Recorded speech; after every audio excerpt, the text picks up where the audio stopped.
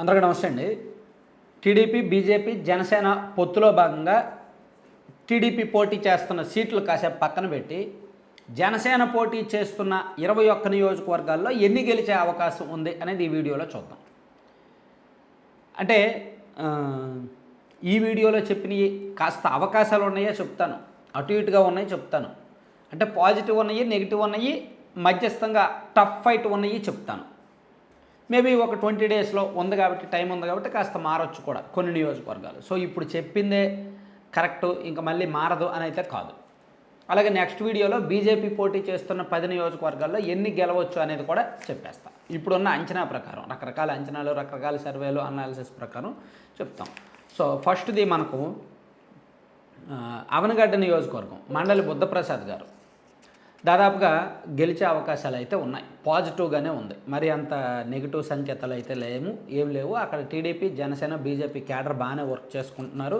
Party పరంగా కూడా వాళ్ళ టైఅప్ బాగుంది. ఓట్లు ట్రాన్స్ఫర్ కూడా 90% వరకు ఓట్లు ట్రాన్స్ఫర్లు అయి జరిగే అవకాశం ఉంది, ఇబ్బంది ఏమి లేదు. ఇక అనకాపల్లి నియోజకవర్గం, కొనతాల రామకృష్ణ గారు ఈజీగా, సేఫ్గా, పాజిటివ్గా ఉన్న సీటు, జనసేన పార్టీకి గ్రీన్లో ఉన్న సీట్ అనమాట. ఒక రకంగా టీడీపీ, జనసేన, బీజేపీ పొత్తులో భాగంగా అనకాపల్లి సీటు సేఫ్ జోన్లో ఉంది కొనతాల రామకృష్ణ గారికి అనేది చెప్పుకోవచ్చు. ఇది పక్కన పెడితే మళ్ళీ నెల్లిమర్ల నియోజకవర్గం గురించి మనం చెప్పుకోవాలి. లోకం మాధవి గారు దాదాపుగా ఈ సీటు రెడ్ జోన్లో ఉన్నట్టే లెక్క, అంటే నెగిటివ్ వైపే ఉన్నట్టే లెక్క. ఎందుకంటే ఇక్కడ టీడీపీ ఓట్లు ట్రాన్స్ఫర్ అవ్వడం ఎంతవరకు అవుతాయి అనేది డౌట్. బంగారరాజు గారు అయితే పని చేయడానికి సిద్ధంగా ఉన్నప్పటికీ, మాధవి గారికి చేయడానికి సిద్ధంగా ఉన్నప్పటికీ అక్కడ క్యాడర్ ఆ సింబల్ని కానీ ఆమెను కానీ పూర్తి స్థాయిలో యాక్సెప్ట్ చేయట్లా. ఎందుకంటే ఇతర నియోజకవర్గాల్లో టీడీపీ వర్గాలను కలుపుకున్నంతగా ఈ నియోజకవర్గంలో మాధవి గారి నుంచి కానీ, మాధవి గారి టీం నుంచి కానీ అంత పాజిటివ్ సంకేతాలు లేవు. గ్రౌండ్లో కాస్త స్లోగా ఉంది పాలిటిక్స్. సో పైగా ఖర్చు పెట్టడం కూడా అంతగా లేదు. యాక్చువల్లీ ఈ నియోజకవర్గంలో వైసీపీ స్ట్రాంగ్గానే ఉంది. సో వైఎస్ఆర్ కాంగ్రెస్ పార్టీని ఓడించాలంటే కాస్త అగ్రెసివ్గా ఉండాలి, స్పీడ్గా ఉండాలి. డబ్బుల విషయంలో కావచ్చు, గ్రౌండ్ వర్క్ విషయంలో కావచ్చు, వ్యూహాత్మకం, సోషల్ మీడియాలు, అన్ని రకాలుగాను అగ్రెసివ్గా ఉండాలి. సో ఇక్కడ నెల్లిమర్లలో చాలా స్లో అండ్ పీస్గా జరుగుతుంది, అది సెట్ అవ్వట్లేదు. సో ఇక్కడ ఒకటి ఓట్లు ట్రాన్స్ఫర్ డౌటు, 2 వైసీపీ ఉన్నంత దూకుడుగా ప్రచారం టీడీపీ, జనసేనలో లేదు కాబట్టి ఈ సీటు దాదాపుగా రెడ్లో ఉన్నట్టే. డౌట్, ఇట్ మీన్స్ డౌట్ అనమాట, డౌట్ఫుల్. తర్వాత మనం చెప్పుకోవాల్సింది విశాఖ దక్షిణ, వంశీకృష్ణ యాదవ్ గారు టఫ్ ఫైట్.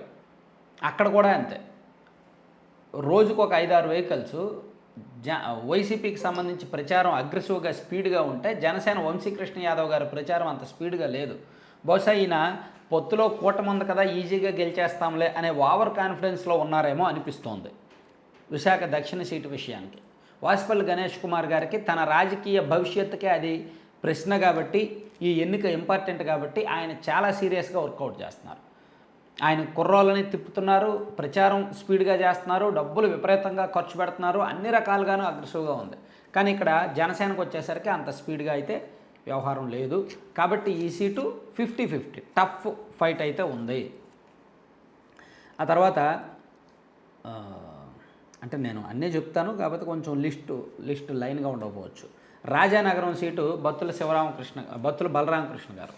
ఈ నియోజకవర్గం యాక్చువల్లీ ఈజీగా గెలవాల్సిన సీటు. టీడీపీ, జనసేన పొత్తుల్లో భాగంగా 2 పార్టీల ఓట్ బ్యాంకు వైసీపీ ఓట్ బ్యాంకుతో పోలిస్తే బాగా ఎక్కువ ఉంటుంది. ఈజీగా 10-15 వేలు మెజార్టీతో గెలవాలి. కానీ అక్కడ కూడా వైఎస్ఆర్ కాంగ్రెస్ పార్టీ రాజా గారి ఫ్యామిలీ మెంబర్స్ కావచ్చు, వాళ్ళు కూడా చాలా అగ్రెసివ్ పాలిటిక్స్ చేస్తున్నారు, చాలా స్పీడ్గా చొచ్చుకెళ్తున్నారు గ్రౌండ్లోకి. వీళ్ళకి వచ్చేసరికి అంత పాజిటివ్, అంత చొచ్చుకెళ్ళేది లేదు. కాబట్టి మేబీ ఈ సీటు 50-50, కానీ జనసేనకే అవకాశాలు ఉన్నాయి. గెలుపు అవకాశాలు అయితే మాత్రం జనసేనకే ఉన్నాయి. సో తర్వాత నిడదవోలు కందుల దుర్గేష్ గారు సేఫ్గా ఉన్న సీటు, టీడీపీ, జనసేన, బీజేపీ పొత్తుల్లో భాగంగా సేఫ్గా ఉన్న సీటు ఈజీగా. సో సేఫ్గా ఉన్న సీట్లు ఏంటి, టఫ్ ఏంటి నేను పక్కన రాసుకుంటాను. సేఫ్, టఫ్, లాస్ట్లో మళ్ళీ డౌట్ పుడుతుంది కాబట్టి. తర్వాత తెనాలి నాదెండ్ల మనోహర్ గారు. మీరు అందరూ అనుకుంటారు తెనాలి సీట్ చాలా ఈజీ గెలిచేయచ్చు కూటమిలో అని, కానీ ఇక్కడ ఆలపాటి రాజా గారి వర్గం ఇంకా సపోర్ట్ చేయట్లా. అదొక డౌటు. ఓట్ల ట్రాన్స్ఫర్ ఎంతవరకు అవుతాయో చెప్పలేం. ఎందుకంటే గతంలో నాదెళ్ల మనోహర్ గారు కాంగ్రెస్ పార్టీలో ఉన్నప్పుడు, కాంగ్రెస్ అధికారంలో ఉన్నప్పుడు, ఆయన డిప్యూటీ స్పీకర్గా ఉన్నప్పుడు కొన్ని వ్యవహారాలు జరిగాయి. అక్కడ టీడీపీ క్యాడరు బాగా అప్సెట్ అయి ఉన్నారు. కాబట్టి సీనియర్ టీడీపీ నాయకులు అయితే సపోర్ట్ చేయట్లేదు. కాబట్టి ఓట్ల ట్రాన్స్ఫర్ కొంతవరకు డౌటు. దాంతోపాటు అక్కడ వైసీపీ ఎమ్మెల్యే కూడా కాస్త సాఫ్ట్, మంచి పేరు ఉంది. మరి టీడీపీ క్యాడర్ను వాళ్ళను వీళ్ళను ఇబ్బంది పెట్టారు అనే పేరు అయితే లేదు. కాబట్టి ఈ సీటు కూడా టఫ్ ఫైటు, హోరాహోరీగా జరుగుద్ది అనేది అయితే చెప్పుకోవచ్చు. తెనాలి తర్వాత నరసాపురం బొమ్మిడి నాయకర్ గారు దాదాపుగా సేఫ్గా ఉన్న సీటు, సేఫ్ జోన్లో ఉన్న సీటు, అక్కడ ఇబ్బంది ఏమీ లేదు. అలాగే భీమవరం నియోజకవర్గం పులపర్తి రామాంజనేయులు, ఈ సీటు కూడా సేఫ్గా ఉన్న సీటు. అలాగే తాడేపల్లిగూడెం బొల్లిశెట్టి శ్రీనివాస్ గారు, ఈ సీటు కూడా సేఫ్గా ఉన్న సీటు. అలాగే పాలకొండ నియోజకవర్గం నిమ్మక జయకృష్ణ గారు, ఇది దాదాపుగా నెగిటివ్గా ఉన్న సీటు, అంత పాజిటివ్ అయితే లేదు. ఇక్కడ వైసీపీ చేస్తున్నంత స్పీడ్గా టీడీపీకి సంబంధించి లేవు. జనసేన టీడీపీ పొత్తుల్లో లేదు. మేబీ ఈయన గెలవాలంటే కాస్త వేవ్ కలిసి రావాలి. రాష్ట్ర వ్యాప్తంగా టీడీపీ జనసేన వేవ్ కూడా కలిసి వస్తే గెలిచేయచ్చు.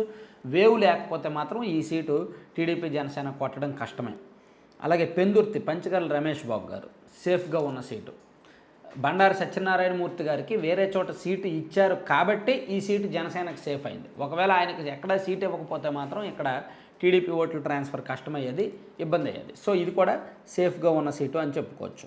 ఆ తర్వాత యలమంచిలి సుందరపు విజయ్ కుమార్ గారు దాదాపుగా సేఫ్గా ఉన్న సీటు, పాజిటివ్గా ఉన్న సీటు, ఇబ్బంది ఏమీ లేదు. పిఠాపురం నియోజకవర్గం పవన్ కళ్యాణ్ గారు ఈజీ, కాకపోతే మెజారిటీ మరీ ఆశించినంతగా 50,000కు పైగా అయితే రాదు, కానీ ఒక 35-40 మధ్యలో రావచ్చు, సేఫే. ఇక కాకినాడ పంతం నానాజీ గారు, ఈ సీటు కాకినాడ రూరల్. యాక్చువల్లీ ఇక్కడ కురసాల కన్నబాబు గారు కూడా స్ట్రాంగే, ఆయనకు కూడా స్ట్రాంగ్ బేస్మెంట్, పొలిటికల్ బేస్మెంట్ ఉంది. కానీ పొత్తు ఉంది కాబట్టి, కూటమి ఓట్లు కలిసి వస్తాయి కాబట్టి ఈ సీటు గెలిచే అవకాశాలు పుష్కలంగా ఉన్నాయి. అలాగే రాజోలు దేవి వరప్రసాద్ గారు గెలుపు అవకాశాలు పాజిటివ్గానే ఉన్నాయి, బాగానే ఉన్నాయి. అలాగే పి గన్నవరం కూడా దాదాపుగా పాజిటివ్గానే ఉన్నాయి. రెండు పార్టీల ఓట్లు బదిలీ పూర్తిగా జరిగితే ఇక్కడ గెలుపు అవకాశాలు ఈజీగానే ఉన్నట్టు లెక్క. అలాగే నెక్స్ట్ ఉంగుటూరు దాదాపుగా పాజిటివ్గానే ఉన్నట్టు. అంటే ఇది టఫ్ ఫైట్, ఎందుకంటే ఇక్కడ ఉంగుటూరులో గన్వీరాంజనేయులు గారి వర్గం పూర్తి స్థాయిలో సపోర్ట్ లేదు, పాయింట్ నెంబర్ 1. రెండోది ఏంటంటే ఇక్కడ వైసీపీ ఎమ్మెల్యే మీద కూడా కాస్త సాఫ్ట్ కార్నర్, మంచి పేరు ఉంది. సో ఇక్కడ కమ్యూనిటీ ఈక్వేషన్స్ కూడా ఇంపార్టెంట్ కొన్ని ఉంటాయి. కాబట్టి రెండు పార్టీలకు ఇక్కడ సమాన అవకాశాలు ఉన్నాయి. ఏం జరుగుద్ది అనేది అప్పుడే చెప్పలేం. అలాగే కోడూరు కష్టమే, దాదాపుగా కష్టం. అలాగే తిరుపతి ఆర్ఎన్ శ్రీనివాసులు గారు, ఆయన కూడా కష్టమే. ఎందుకంటే శ్రీనివాసులు గారు చిత్తూరులో ఎమ్మెల్యేగా ఉంటూ పార్టీ మారి తిరుపతి నుంచి పోటీ చేస్తున్నారు. సో తిరుపతిలో టీడీపీ జనసేన ఓట్లు బాగానే ఉన్నాయి, టీడీపీ ఓట్లు కూడా ఎంత మేరకు బదిలీ అవుతాయి ఏంటనేది చూడాలి. ఈ సీట్ కూడా మనం టఫ్లో వేసుకోవచ్చు అనమాట, హోరాహోరీలో వేసుకోవచ్చు.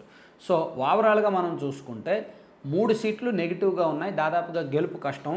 13 సీట్లు పాజిటివ్గా ఉన్నాయి, అంటే గెలుపు ఈజీ, సునాయాసం అనుకునేటట్టు. ఒక 5 నియోజకవర్గాలు మాత్రం 50-50 టఫ్గా ఉన్నాయి, హోరాహోరీగా పోరు జరుగుద్ది అని అయితే మనం చెప్పుకోవచ్చు. జనసేనకు సంబంధించి 21 నియోజకవర్గాల అప్డేట్ ఇది. Thank you.